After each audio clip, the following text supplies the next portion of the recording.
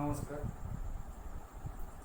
আমি সন্তোষ মণ্ডল, ভূগোল শিক্ষক, মুক্ত শিক্ষা কেন্দ্র, বিবেকানন্দ কলেজ মোড়, পূর্ব বর্ধমান। লাস্ট ভিডিওতে আমি আবহাওয়া বিজ্ঞান সম্পর্কে বলেছিলাম। তাই আপনাদের এই চ্যাপ্টার 2 এ আর যে অংশটি বাকি আছে সেটা হলো সয়েল, মৃত্তিকা। এই চ্যাপ্টারের মধ্যে আমরা যে বিষয়গুলো পড়বো সেটা হচ্ছে সয়েল এর ফরমেশন, অর্থাৎ মাটি নির্মাণের প্রক্রিয়া,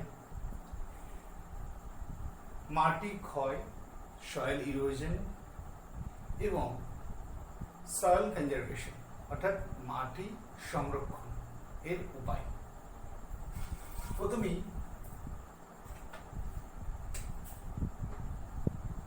সয়েল অর্থাৎ মাটি অর্থাৎ মৃত্তিকা। সয়েল কাকে বলে? সয়েল কি? না, সয়েল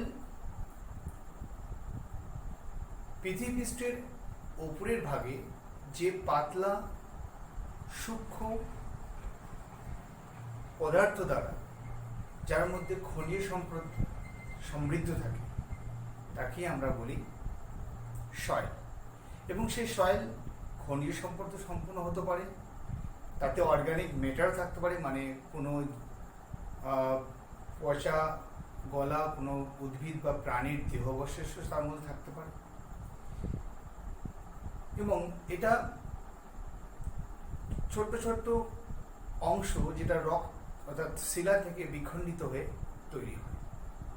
এর একটি সূক্ষ্ম,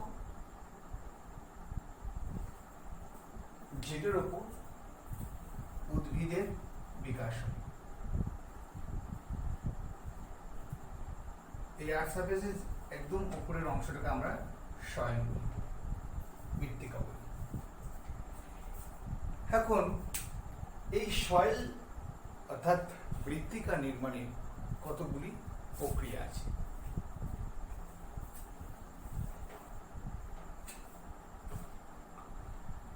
Factors related to soil formation.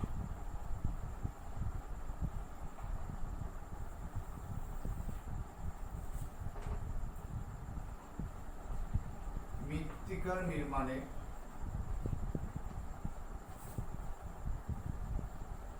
কারক কি কি ফ্যাক্টর আছে, কি কি কারক আছে? এই মৃত্তিকা নির্মাণে যে যে কারকগুলো আছে সেগুলো হচ্ছে প্রথমত first parent rock.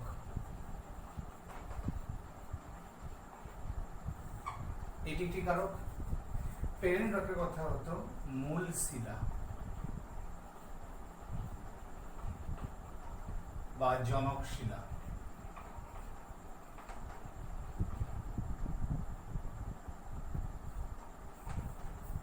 Parent rock, কারণ সয়েল অর্থাৎ মৃত্তিকা নির্মাণ হয় মূল শিলা থেকে খণ্ড বিখণ্ডিত হয়ে। তাই প্রথম কারক কিন্তু প্যারেন্ট রক, অর্থাৎ প্যারেন্ট রক থেকেই কিন্তু মৃত্তিকা হয়। আমি আগেও বলেছি আবহাওয়া বিকারের ফলে অর্থাৎ শিলা খণ্ড বিখণ্ডিত হয় এবং তার থেকে মৃত্তিকা নির্মাণ হয়। তাহলে মৃত্তিকা নির্মাণের অর্থাৎ মৃত্তিকা নির্মাণের একটা ফার্স্ট অর্থাৎ এটি হলো প্যারেন্ট রক, এটি মূল শিলা। সেকেন্ড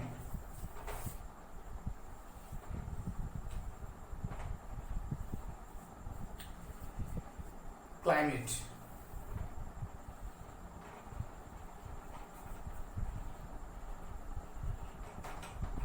জলবায়ু। ক্লাইমেট এই কারণে বললাম, মানে জলবায়ু এই কারণে বললাম যে মৃত্তিকা যখন নির্মাণ হয় তার উপর একটা ক্লাইমেটের প্রভাব থাকতে হয়, অর্থাৎ জলবায়ুর প্রভাব থাকতে হয়। যেমন তাপমাত্রা, বৃষ্টিপাত, এই সকল কিছু একটা প্রভাব থাকতে হবে, তার ফলেই সেটা খণ্ড বিখণ্ডিত হবে। আদারওয়াইজ কোনো খণ্ড বিখণ্ডিত হবে না। তাই সেই তাকে খণ্ড বিখণ্ডিত হয়ে সেই জায়গা থেকে ডিসপ্লেসমেন্ট হতে হবে, অর্থাৎ মূল শিলা থেকে সেটাকে বয়ে যেতে হবে। তার জন্য নদীর দরকার, মানে জলের দরকার। তাই সমস্ত কিছুর জন্য এই ক্লাইমেট দরকার। তৃতীয়, লিভিং অর্গানিজম।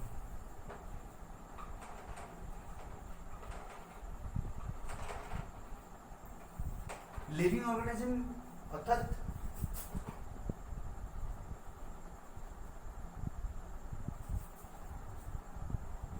প্রাণী ও উদ্ভিদ এর মধ্যে এসে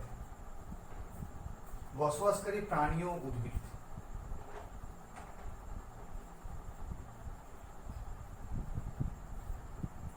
বসবাসকারী প্রাণী ও উদ্ভিদ অর্থাৎ শিলার মধ্যে অনেক সময়, আমি আগেও একটা উদাহরণ দিয়েছি যেটা আমি প্রাণী উদ্ভিদ দ্বারা সৃষ্ট যে আবহাওয়া বিকার সেখানেই বলেছি, এই যে ইঁদুর, খরগোশ, তারপর পিঁপড়ে, উইপোকা, এরা কি করে, এরা কিন্তু মানে মৃত্তিকাকে লুজ করতে পারে, মৃত্তিকা কাটতে পারে, রককে কাটতে পারে, যার ফলে উদ্ভিদের শিকড় দ্বারা রক কাটতে পারে, যার ফলে রক বিখণ্ডিত হয়ে সেটা থেকে মাটি সৃষ্টি হতে পারে।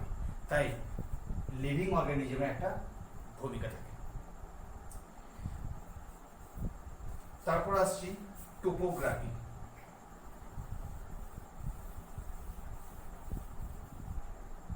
নেক্সট, টোপোগ্রাফি অর্থাৎ স্থলাকৃতি।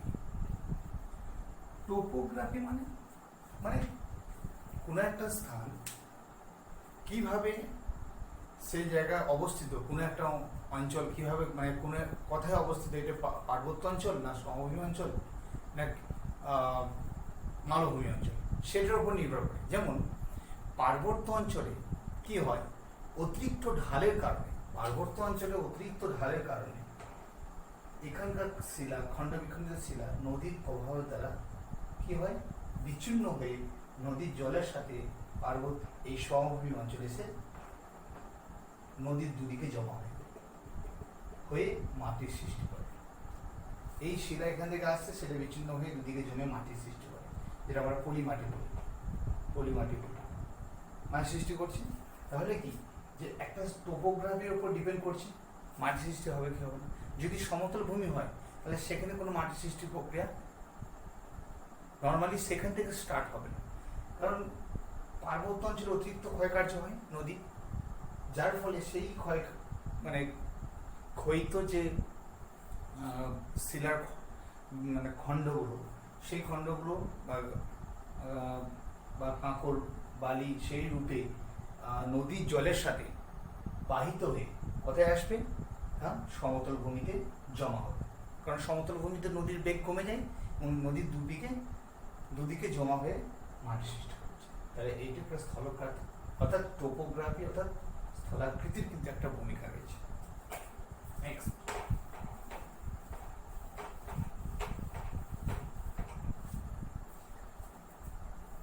টাইম, সময়। সময় কিন্তু একটা মেন ইম্পর্টেন্ট, এটা 5 নম্বর পয়েন্ট, সময়। তা মাটির সৃষ্টির ফ্যাক্টরস অর্থাৎ কারকের মধ্যে সময় হচ্ছে আরেকটা মেইন। কারণ মাটি কিন্তু একদিনে সৃষ্টি হয় না, আজকেই রক ভেঙে যায় না। একটা রক ভাঙতে, একটা মাটির সৃষ্টি হতে মানে অনুমান লাগানো যায় 1000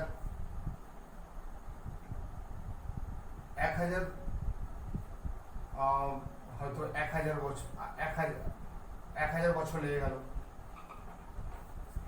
মানে বিখণ্ডিত যে রক তার থেকে মাটি সৃষ্টি হতে হতো 1000 বছর লেগে গেল। আবার সেই রকটা খণ্ডন হতে আবার কয়েক বছর লাগে, কয়েক হাজার, 10,000, হ্যাঁ, তো এত বছর লেগে যায়। তাহলে এটা একটা টাইম, এটা একদিনে কখনো সম্ভব হয়। তাহলে 5 নম্বর ফ্যাক্টর আমরা বললাম টাইম, সময়, অর্থাৎ একদিনে কখনো মাটি সৃষ্টি হয় না।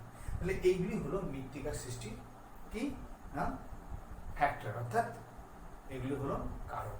এখন আসছি মৃত্তিকা পরিবেশ।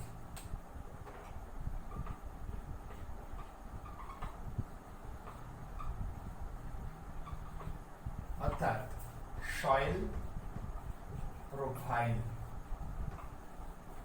সয়েল প্রোফাইলটা কেমন? না, মৃত্তিকাকে যদি কোনো অংশ মৃত্তিকা যখন আমরা কেটে দিই, অনেকটা গর্ত করে দিই, দেখবেন অনেকগুলো লেয়ার দেখতে পাই মৃত্তিকার মধ্যে।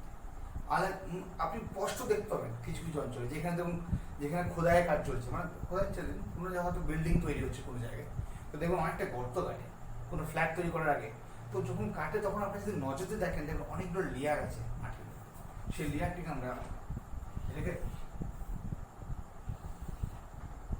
আমরা দেখি,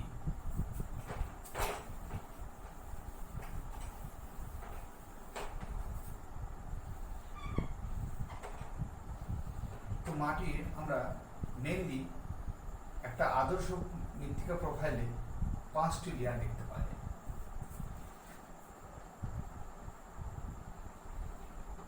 এটাকে আমরা বলবো এ, বি, সি আর ডি, আর এই লেয়ারটাকে বলা হয় ও। আপনারা কিন্তু এই চিত্রটা অবশ্যই পরীক্ষাতে বানাবেন, কারণ এটা আসে মৃত্তিকা পড়লে জিজ্ঞেস করে, তখন এই চিত্রটা অবশ্যই বানানোর চেষ্টা করবেন। এই ও, এটা কেন? এটা অর্গানিক ম্যাটার, অর্গানিক। এ,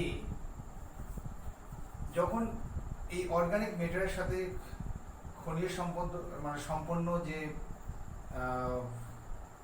পদার্থ এখানে, এটি এ জোন থেকে ধৌত প্রক্রিয়ায় বি জোনে যে জমা হয়, এটাকে আমরা বলি ইলুভিয়েশন আর ইলুভিয়েশন। একটা ই একটা আই, মানে একটা থেকে চলে যাচ্ছে আর এখানে এসে জমা হচ্ছে, এটাকে আমরা বলি টপ সয়েল। বি লেয়ারটাকে আমরা বলি সাব সয়েল, এটাকে আমরা বলি ওয়েদার্ড সয়েল, অর্থাৎ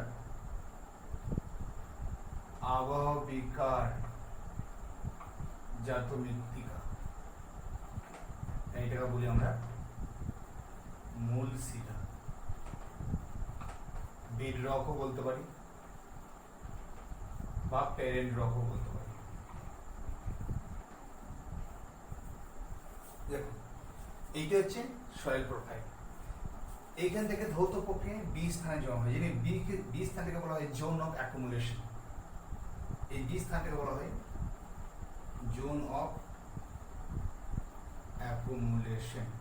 এখানে জমা হয় ধৌত প্রক্রিয়ায়, এখানে খনিজ পদার্থগুলো জমা হয়। এখানে কিন্তু জমা হতে পারে না, এই স্থানে বি স্তরে এসে জমা হয়। দেখুন ডি হচ্ছে বেড রক, যেটা খুব শক্ত। এইটা থেকেই ওয়েদার হয়ে এখানে শক্ত শক্ত ওয়েদার রক তৈরি হচ্ছে। যখন আপনারা দেখবেন, আমরা যখন বাড়িতে টিউবওয়েল করি, তখন দেখবেন ভেতরে অনেক ছোট ছোট টঞ্চি বেরিয়ে আসে ভেতর থেকে, এত বড় বড় মানে কাঁকড়ের বড় বড় কাঁকড়ের সাথে বড় বড় খণ্ড বেরিয়ে আসে। সেই লেয়ারটা, এই লেয়ার থেকে বেরিয়ে আসে। তো এই লেয়ার থেকে কি বেরিয়ে আসে? এই লেয়ার থেকে দেখুন, এটি হচ্ছে প্যারেন্ডক্সের পরের লেয়ার, ওয়েদার্ড অর্থাৎ আবহাওয়া বিকারজাত মৃত্তিকা। এই জায়গাটা এইখান থেকে আবার খণ্ড বিখণ্ডিত হয়, তৈরি হয় এই সাবসয়েল। সাবসয়েল থেকে তৈরি হয় টপ সয়েল, এবং টপ সয়েলে যখন গাছের পাতা বা কোনো জীবের মৃত্যু, মানে হয়তো কোনো ডেড বডি ইয়া তো লিফ, গাছের পাতা, এগুলো এসে জমা হয়, তখন এর মধ্যে একটা হিউমিফিকেশন তৈরি হয়। হিউমিফিকেশন মানে হচ্ছে হিউমাসের পরিমাণ বেড়ে যায়, তার মানে হচ্ছে অর্গানিক ম্যাটার, হিউমাস। এটাকে আমরা বলি হিউমাস বলতে পারি, হিউমাস, এটা বেড়ে যায়। এটি হলো সয়েল প্রোফাইল। আশা করি বোঝাতে পেরেছি। এটা মোট 5টা লেয়ার। এবারে আমরা আসছি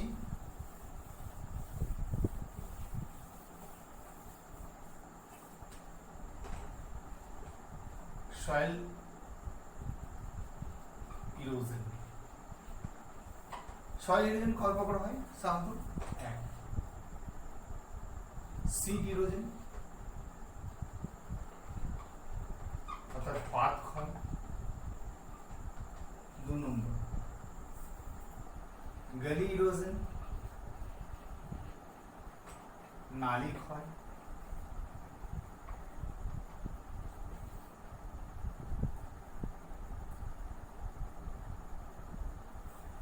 তারপর আমরা এটা বলতে পারি কি রাভাইন, আমরা রাভাইনি লিখিত রাভাইনি বলতে পারি। এগুলো হচ্ছে সয়েল ইরোশনের প্রকার। অর্থাৎ সিট ইরোশন মানে যখন বৃষ্টির ফলে মাটির উপরের অংশ চাদরের ন্যায়, মাটির উপরের অংশ চাদরের ন্যায় কি হয়, ধুয়ে যায়। চাদরের ন্যায় উপরে একটা তার মনে হচ্ছে চাদরের মতন একটা অংশ ধৌত হয়ে গেল, সেই যে চাদরের মতো অংশ যেটা সেটা সিট ইরোশন করে। ওপরে যে পাতলা অংশ গলি ইরোশন। গলি ইরোশন মিন্স যে নালী ক্ষয়, মানে কোনো একটা অঞ্চল যেটা শুষ্ক অঞ্চল সেখানে হঠাৎ করে বৃষ্টি হয়ে গেল, সে বৃষ্টির ফলে সেই জায়গায় অনেক ছোট ছোট গর্ত হয়, নালীর সৃষ্টি হয়, তাকে আমরা বলি নালী ইরোশন। আর রাভাইন, রাভাইন কি হয়, উদ্ভিদহীন জায়গায়, মানে কোনো জায়গায় কোনো একটা স্থান সেখানের মধ্যে কোনো রকম এরকম এই জায়গাটা কোনো উদ্ভিদ নেই, এই উদ্ভিদ না থাকার ফলে এটি ক্ষয় হয়ে যে একটি নালীর সৃষ্টি করে। অর্থাৎ উদ্ভিদহীন কোনো স্থানে যখন বৃষ্টিপাত বা কোনো ধৌত প্রক্রিয়ায় গালির মতন অংশ সৃষ্টি করে, গালির মতন অংশ সৃষ্টি করে, সেটাকে আমরা বলবো রাভাইন। নেক্সট, সয়েল ইরোশনের অর্থাৎ মৃত্তিকা ক্ষয়ের কারণ।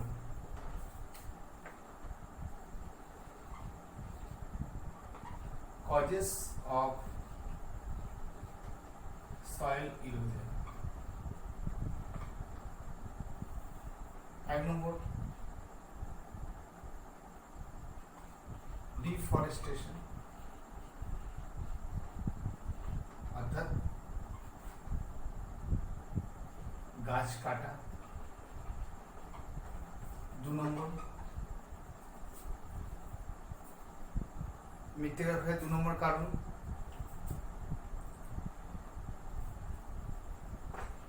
যতে পশুচারণ,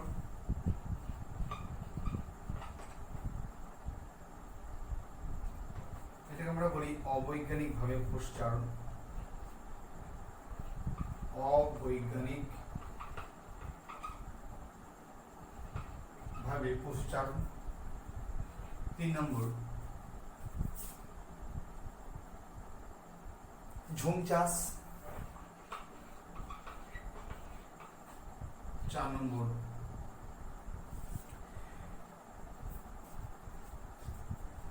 নির্মাণ কাজ। দেখুন, গাছ কাটা, অতিরিক্ত পরিমাণে যদি আমরা গাছ কাটি তাহলে গাছের শিকড় মাটিকে রুখতে সাহায্য করে, তার ফলে মাটির ক্ষতি হতে পারে। দ্বিতীয় নম্বর হচ্ছে অবৈজ্ঞানিকভাবে যদি আমরা পশুচারণ করি, সেখানে ঘাসকে যদি খেয়ে নেয় তাহলে মৃত্তিকার লুজ হয়ে যেতে পারে। আর ঝুম চাষ, ঝুম চাষ হচ্ছে এমন একটি প্রক্রিয়া যেখানে গাছকে কেটে সেই জায়গাকে আগুন লাগিয়ে কৃষিকাজ করা হয়। এই প্রশ্নটা আছে, ঝুম চাষ কি না, কোনো জঙ্গলকে আগুন লাগিয়ে তার ছাই থেকে সে মাটি উর্বরতা বাড়িয়ে সেখানে চাষ করা হয়, সেটি অবৈজ্ঞানিকভাবে হয়। এটি আদিবাসী দ্বারা করা হয়, যেটা আমাদের পূর্ব যে ভারতে। আশা করি আপনারা ভিডিওটা বুঝতে পেরেছেন। অ্যাকচুয়ালি এই ভিডিওর মধ্যে যে বিষয়গুলো আমরা আছে সেটা হচ্ছে মৃত্তিকার উপর নির্ভর করা সমস্ত কিছু, মানে মৃত্তিকা কাকে বলে, মৃত্তিকার উৎপাদনের নির্মাণের যে কারকগুলো, সংরক্ষণ ও মৃত্তিকার ক্ষয়ের কারণ, এই সমস্ত কিছু কিন্তু এর উপর ডিপেন্ড করে। তাই আজকে এই অংশটি কিছু কোশ্চেন আমি দিয়ে দিই। প্রথম হচ্ছে, মৃত্তিকা কাকে বলে?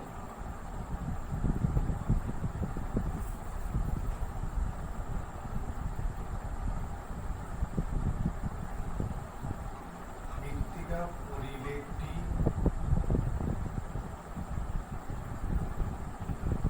চিত্রসহ বর্ণন করো।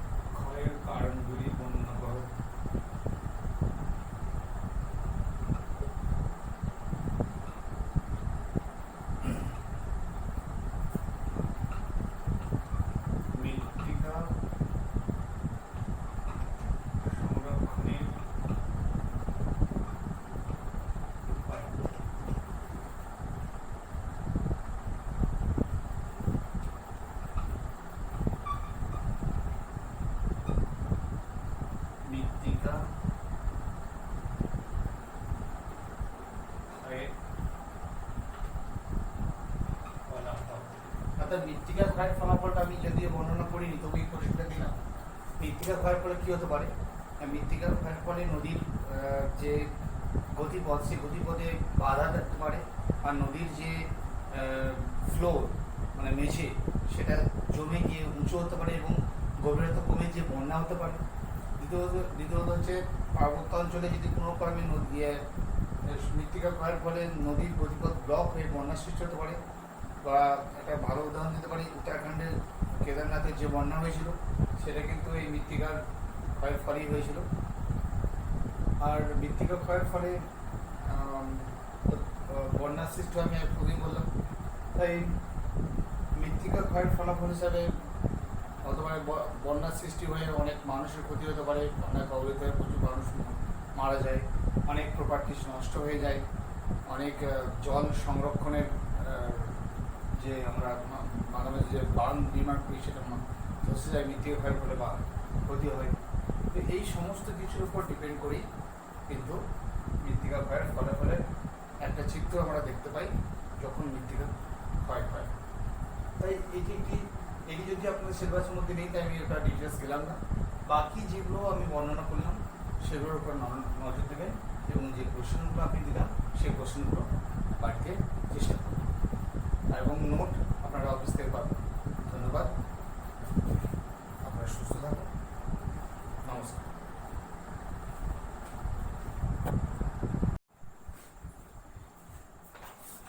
আর নির্মাণ কাজ যদি বলি, এই নির্মাণ কাজে যেমন ধরুন বিল্ডিং নির্মাণ, বড় বড় যে ফ্ল্যাট তৈরি হচ্ছে, মাটিকে একদম কুঁড়ে সাইড করে দিচ্ছে। এছাড়া রাস্তাঘাট তৈরির সময় দেখবেন বড় বড় পাহাড়কেও কেটে কেটে বানাচ্ছে বা রাস্তা তৈরি করছে এবং মাটিকে সরিয়ে দিচ্ছে, এর ফলেও কিন্তু মৃত্তিকা ক্ষয় হচ্ছে।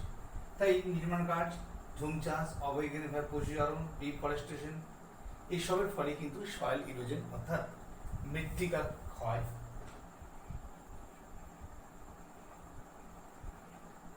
হয়ে থাকে। এখন আমি আসবো পরের মৃত্তিকা সংরক্ষণ।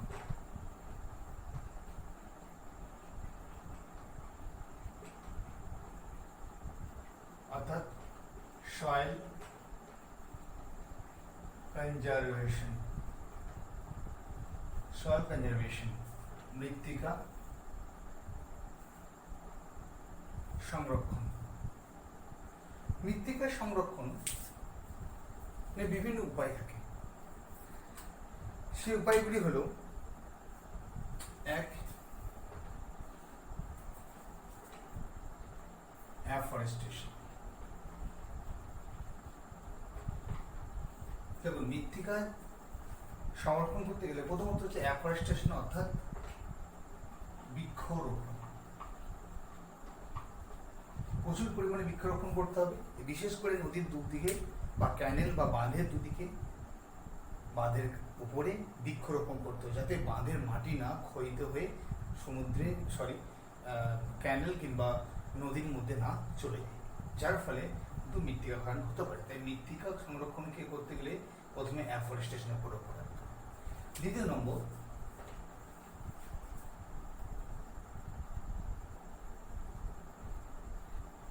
কন্ট্যুর প্ল্যাটিং। কন্ট্যুর প্ল্যাটিং মানে হচ্ছে সমোচ্চ রেখা কৃষি, বা এটা বলতে পারি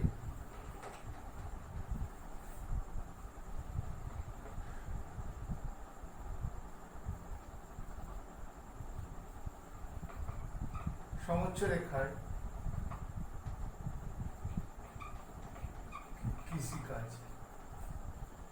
মানে কন্ট্যুর কথার অর্থ কি হলো? কন্ট্যুর মানে সমোচ্চ রেখা।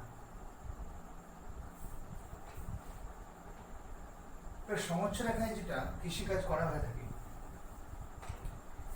অর্থাৎ ধরুন এটি পাহাড়ি অঞ্চল,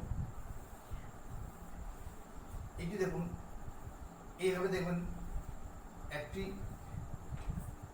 বিভিন্ন উচ্চতায় বাঁধ দিয়ে এভাবে বাঁধ দিয়ে কৃষিকাজ করা হয়, যার ফলে এখানকার জল এখানে আরামসে আসে, আবার এখানটা এই জমিটা পুরো জল পায়, আবার এটাতে আসে।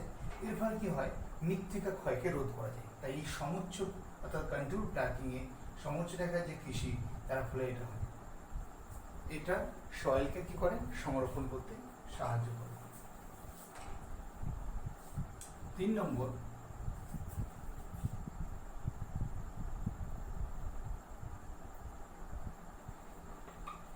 ধাপ চাষ। ধাপ চাষ মানে এটি কিন্তু এটি কন্ট্রোল প্ল্যাঙ্কিংটা কিন্তু কি হয়, এটা পার্বত্য অঞ্চলে এবং ভ্যালি অর্থাৎ উপত্যকা অঞ্চলে করা যেতে পারে, কিন্তু ধাপ চাষটা সাধারণত পার্বত্য অঞ্চলে করা হয়। ধাপে ধাপে চাষ করা হয়। এই ধাপে খানিকটা কন্ট্রোল প্ল্যাঙ্কিং অভিজ্ঞতা, এটা একটু অন্য ধরনের। ধাপে ধাপে চাষ করা হয় এবং এর মধ্যে বড় বড় বাঁধ নির্মাণ করা হয়, যাতে না জল গড়িয়ে চলে যেতে পারে বা ইয়ে করে যেতে পারে, এবং যাতে জলের পুষ্টি থাকে, যার ফলে মৃত্তিকা ধসে না যায়, তার জন্য ধাপ চাষ করা হয়।